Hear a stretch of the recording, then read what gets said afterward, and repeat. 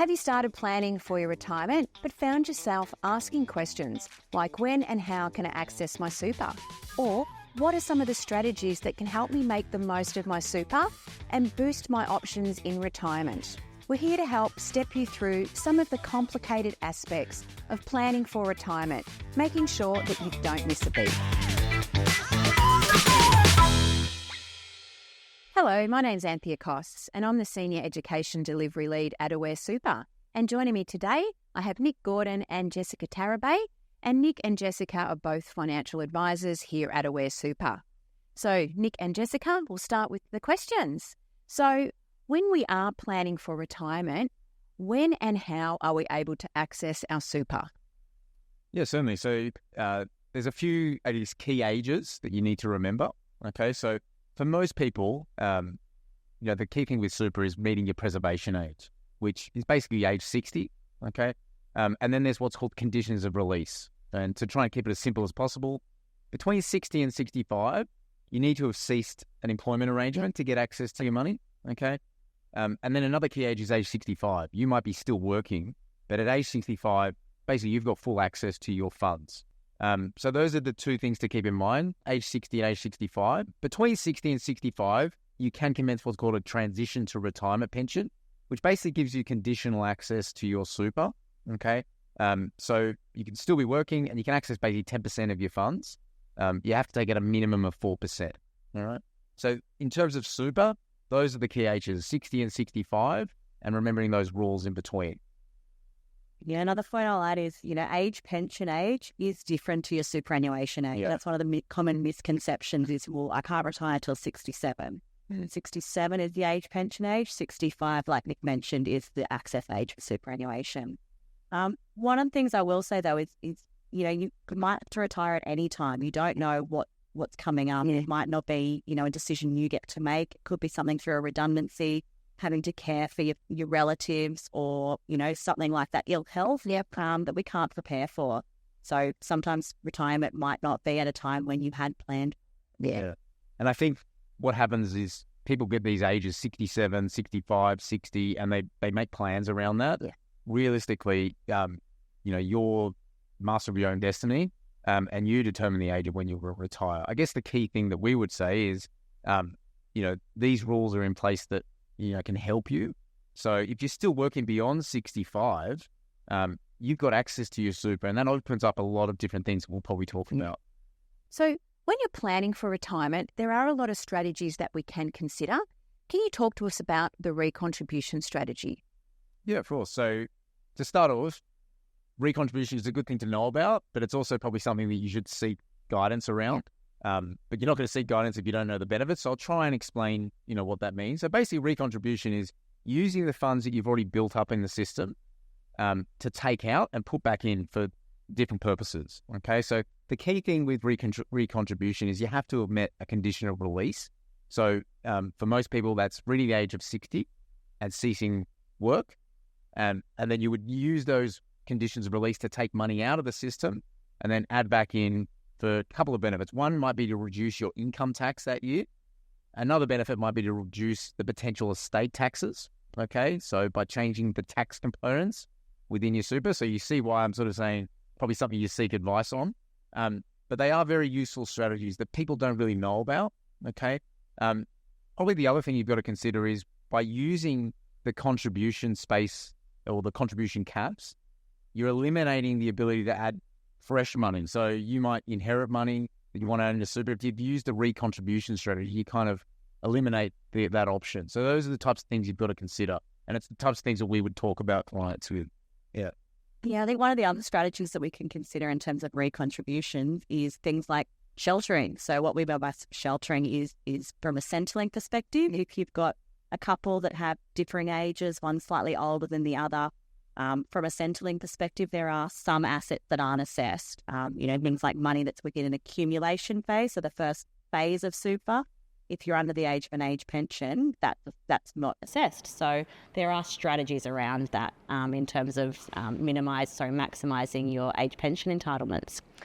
One of the other things to consider is, if you've got a partner and you've got or a husband or a wife, you can balance your superannuation. So moving money from one to the other to balance out your superannuation later on in life.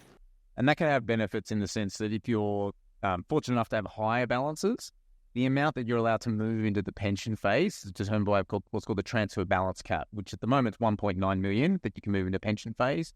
So you may, as Jess mentioned, be able to move money between each other so that you can each get 1.9 million through a recontribution strategy. We know that the more money that we can invest in our superannuation, hopefully we will be in a really good position when we do retire.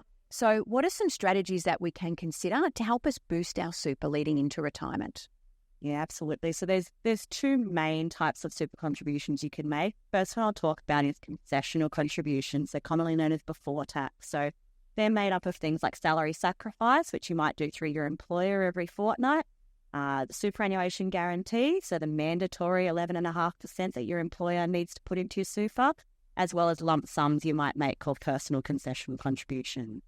Those are all put in before tax, so you've got a tax benefit to get them into super. Then you save the difference between whatever your marginal tax rate may be, so for example 30%, less the 15% tax that your super fund will deduct on the way in. The other type of contribution we often do to boost our balance is called a non-concessional contribution, which is made with after-tax money. There's no tax benefit to getting it in. It's just a really helpful way to get your money into super. There's caps that relate to both of these. They change each year depending on, inflation. But at the moment, concessionals are capped at 30,000 and non-concessional contributions or after-tax are capped at 120,000. Yeah, and it's useful to know that with those contributions, just to murky it a little bit more, but basically you've got, with the concessional contributions, you've got something they call the carry forward catch-up concessional contribution. So in a sense, Jess mentioned that cap of $30,000 per annum. If for the last five financial years you haven't quite used that cap and your super balance is below 500,000, okay, you've got the opportunity to use previous year's contribution space that you haven't used. And people ask, well, why would you do that? The really is to try and give you a bigger tax benefit in the year that you add that in, okay? It might be to reduce just your income tax from what you work, or you might sell an asset that has tax liability. So that can be useful to reduce that, okay?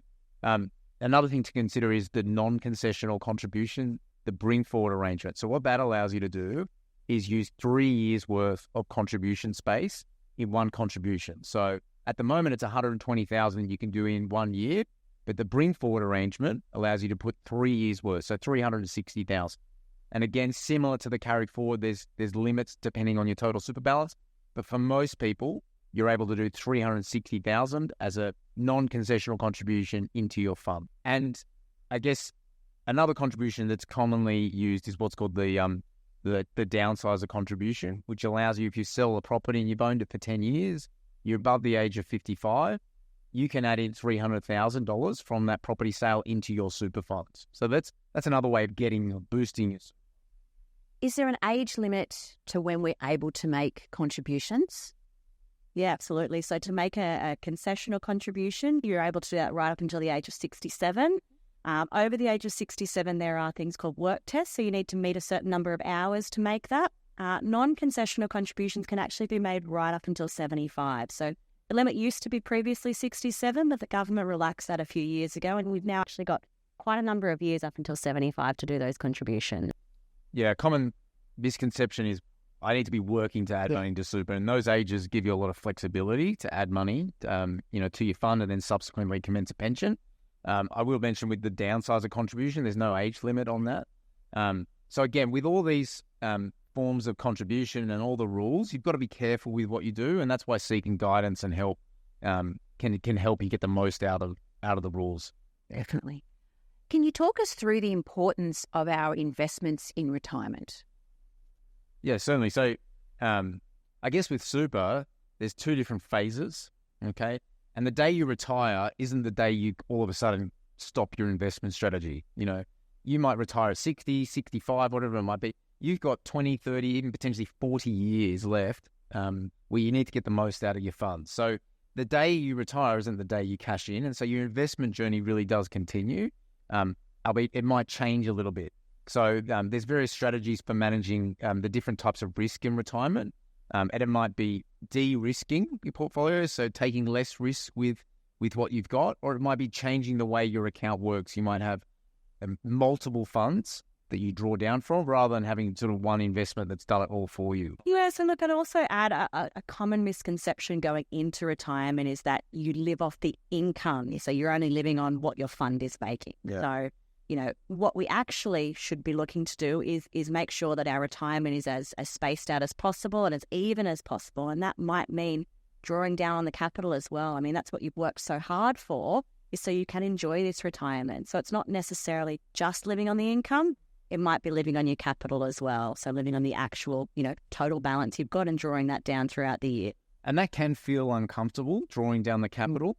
So that's why your investment approach needs to be sort of honed to what you feel comfort in, and getting a clear understanding of, okay, well, if I spend a certain amount, this is what it's looking like over the next 10, 15, 20 years. If I invest a little bit more aggressively, this is what it looks like. If I spend less, if I spend more, you can test all those boundaries. Yeah. But fundamentally, you've got to be comfortable with how your funds are invested. And that's why, again, if you seek guidance, if you get an understanding from the website or through advice, you can get the most out of your account.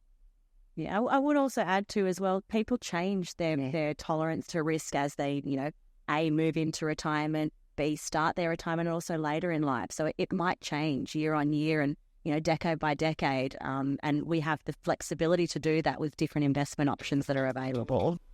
If this conversation has sparked your curiosity and you're looking to boost your confidence and learn more about planning for your retirement, make sure to check out our Learn Hub, which has lots of fantastic resources to help you learn about your super and your retirement, whenever and wherever that works for you.